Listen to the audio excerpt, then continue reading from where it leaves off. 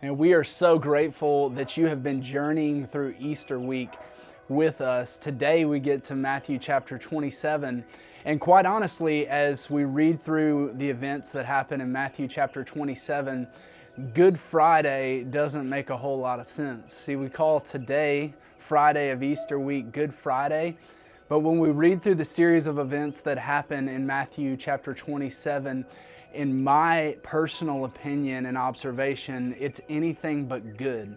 Because what I see is Jesus being led to a cross by an angry mob of people who they've released over to the Roman government, who has then released them to Roman soldiers who are mocking and spitting in the face of Jesus, who is my personal Savior. And so it's a very personally jarring passage to read. They put a crown of thorns on his head. They put a robe around him to mock him. They hit his head with a reed. And it's just, it's personally devastating to think about our Savior being disrespected and humiliated in that way. And I think in order to understand Good Friday, we have to shift our perspective just a little bit. We have to understand Paul's words in Philippians chapter 2. When he says that Jesus, our Savior, he humbled himself by becoming obedient to the point of death, even death on a cross.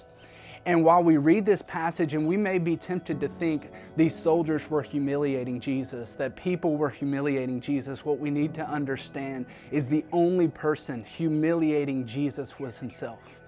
That Jesus actually humbled himself to the point of death, because nobody holds the power to humiliate our Savior except for himself. The reason that he did this is because for thousands of years, we were bringing sacrifices to God's altar as a way to bridge the relationship gap that we had created because of our sin. And in reality, those were never good enough.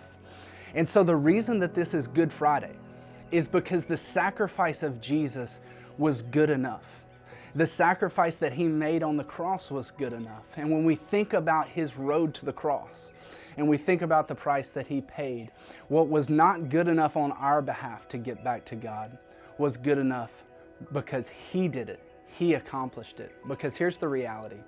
Jesus is not just our King, he's our Creator. And with every word that he spoke that filled the heavens with stars and filled the earth with everything that you see, he could have commanded each soldier, each person to bow down to him as King. But he didn't do that. He led himself. He humbled himself to the point of death. And so today, here's our practical application as we think about Good Friday.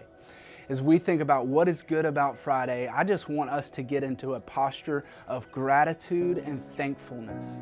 Let's thank Jesus for laying down his life, for being good enough when we were not nearly good enough to bridge the gap between a broken creation and a beautiful Creator. So let's thank Jesus today for his sacrifice.